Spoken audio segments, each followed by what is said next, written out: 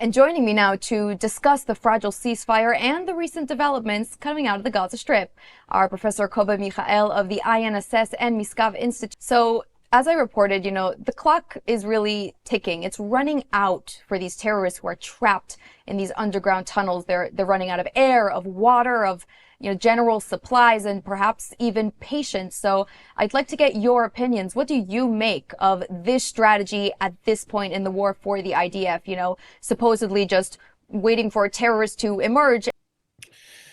Yes, at the beginning, Hamas tried to leverage the situation and to condition the release of the hostages in the releasing of their militants in the tunnels. They didn't succeed in doing that, and I hope that Israel will remain determined and very strict in this regard, and will not enable the Turks or even the Egyptians or any others to interfere here or to pressure the Americans in order to pressure Israel. It looks that the American administration and Israel are on the same page in this regard for the time being. And these terrorists have two options and two only. The first one is to surrender, and the second one is to be killed. And we have to remember that these tunnels are in the area which is controlled by the IDF, not in the area which is controlled by Hamas. Otherwise, they wouldn't have a problem. And therefore, under the current agreement and accepting the principle of the Israeli controller, I don't think that they have any other option. And I do believe that Israel will not withdraw from its position with regard to these militants. Yeah, and it's interesting that you say that these Hamas terrorists have two choices. They can either surrender or be eliminated. And I get this feeling like in the beginning, in the first stages of the war, there were actually plenty of videos. The IDF would release videos of Hamas terrorists surrendering in masses as well. And we're not really seeing much of that anymore at this point. But at the same time, on the other hand, the disarmament of Hamas is a very important clause of the current ceasefire agreement. And the terror group has stated time and again that they will refuse to disarm. So is surrendering at all, do you think, on their radar? Is that an option for them? Kobi, if you can start us off and continue with your thought. I think that in each day that passes, the probability is higher because they understand that nobody is there in order to back them or in order to help them. I'm not sure about the quality of the connection that they have with their commanders, and therefore I assume that if they don't have a good connection, then they have to make the calls by themselves. And as it looks now, they will reach to the conclusion that it will be better for them to surrender. But in the very same time, we have to remember that we are talking about Hamas. These are very determined militants, very ideological, very radical, and they might decide differently. And with regard to the disarmament of Hamas, it doesn't look that Hamas intends to cooperate. It doesn't look that Turkey and Qatar pressure Hamas to cooperate. And I believe that Israel has to give the Americans the space and the time to do things in their way until they will reach to the sober conclusion that Hamas is not a partner, but on the contrary, Hamas is an obstacle. And the only way to dismantle Hamas, if somebody still wishes to realize the plan, is to resume the military fighting. And the only entity in the entire globe from edge to edge that is willing to do that and capable to do that is the IDF. Nobody else is going to do that. Absolutely. I agree with that. But I guess when it does come to Turkey and, Turkish forces being here, that's something that the Israeli government has, said that they would not accept. And rightfully so, by the way, in my opinion.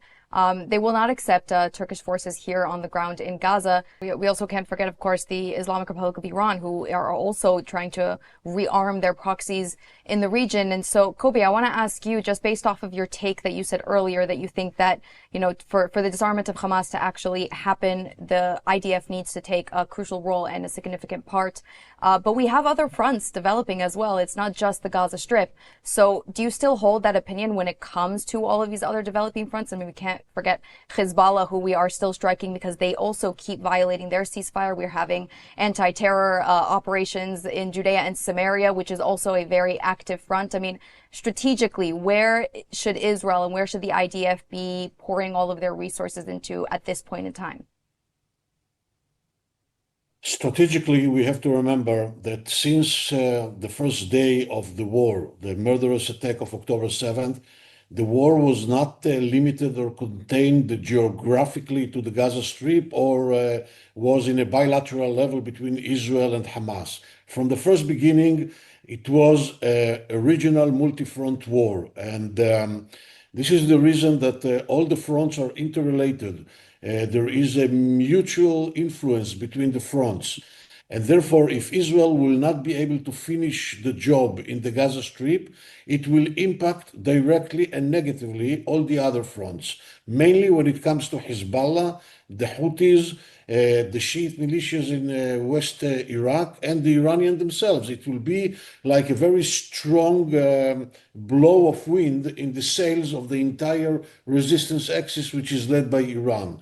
And if Israel will not be able to finalize things in the Gaza Strip, it will be a very problematic signal for Israel when it comes to Hezbollah, because this will encourage Hezbollah to continue reconstituting themselves, and it will encourage the Iranian to continue supporting these efforts. And therefore, I think that Israel has, and I think that Israel already understands that from the strategic point of view, all of these fronts are interrelated, and Israel cannot afford itself to finish the war in the Gaza Strip without dismantling Hamas, disarming Hamas, and demilitarizing the Gaza Strip. Without these two conditions, there will be no realization of the glorious plan of President Trump, which is backed, by the way, by the international community with the Security Council Resolution 2803. Everything now is deeply dependent on the American call, on the American decision. As long as the Americans will continue believing that they are able to convince Hamas by using the Turkish and the Qatarian leverage over Hamas, they will continue restraining Israel from operating against Hamas freely and intensively. And this is, I would say, a very bad scenario for Israel and for the Gaza Strip as well, if it will last a long period of time. I hope that the Americans will reach to the conclusion that, as I said before, Hamas is not a partner in this regard, and Hamas is not going to cooperate with the plan. And they will go for a gradual realization of the plan, which means that in the eastern part, which is controlled by the IDF, they will begin with the technocrats government supported by the ISF and guided by the peace board. And in the western part, the IDF will accomplishing the mission until dismantling Hamas, demilitarizing the Gaza Strip, and then the mechanism that was already established and began operating in the eastern part will be able to extend its authorities to the entire Gaza Strip. Wow, sounds like we have quite a long way to go, if I do say so myself. But I'd like to perhaps just zoom in and I guess just dissect these, micro eras, if we can even call them that, because we still have two more bodies of slain hostages in Gaza. As I mentioned in my report earlier, after Dror has been identified, two remain. Should Hamas cooperate and transfer, not locate the bodies, because I believe at least that they know exactly where they are, but when the transfer occurs, Kobi, do you expect the ceasefire to progress in perhaps a different way? Could we maybe be seeing a change in the IDF strategy if Hamas is sort of run out of these, so-called bargaining chips, which is, it's very painful to say, but it perhaps could be welcoming a different phase once they do transfer all of the hostages. I mean, what do you think? First of all, we have to understand the organizing rationale of Hamas strategy. And the organizing rationale, according to my understanding, is to waste time in order to earn time. The idea is to prolong the process as much as possible in order And this is the idea of wasting time in order to earn time, to earn this wasted time for reconstituting themselves governmentally and militarily.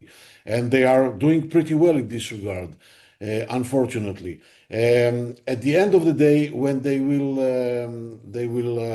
release the other two hostages, I believe that we will find ourselves in a sort of, I would say, a sort of a stalemate, okay? Because the stage two of the plan is totally dependent, or the essence of stage two is the idea of the disarmament of Hamas and the demilitarization of the Gaza Strip.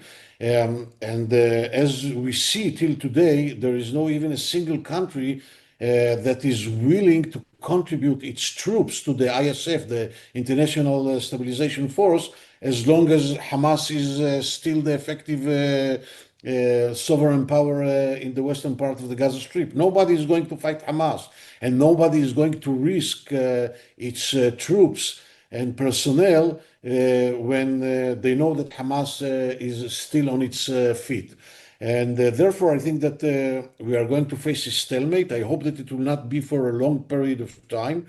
But as I said before, everything is dependent and only dependent only on the American position in this regard. And as long as the Americans will continue believing that they are able to convince Hamas, or even if they do not believe, but they prefer to keep the situation as a prolonging ceasefire because they removed an obstacle in front of the realization of the grand vision of President Trump when it comes to the region, to the regional architecture, and therefore they will restrain Israel, then the stalemate will be even a heartening stalemate.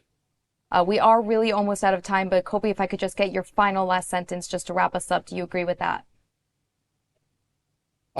I partially agree because the problem is if such a status quo will be established, we have to remember that Israel will not be able to prevent the entrance of humanitarian aid to the western part of the Gaza Strip. Under such circumstances, we might fight the Egyptians opening the Rafah crossing without any coordination with Israel when Israel has no control over the Rafah crossing, and then most of the humanitarian aid will enter from Rafah crossing. And knowing Hamas and its motivation, we have to assume that Hamas will do its utmost efforts in order to reconstitute itself, first of all, militarily. And they have the capacities, they have the knowledge, although we damage them very severely, they have the potential to reconstitute themselves. And if this is going to be the status quo where the Gaza Strip is divided between East and West by the yellow line, and we don't have an effective control over the entrance of the humanitarian aid, then we are in the path towards another violent clash that will be in 2 years, in 3 years, but we will find Hamas stronger than it's today. Absolutely. Well, with that, we do have to end our panel, but I want to thank you both so much for joining us, Professor Kobi Michael. Thanks for joining. Thank you for having us.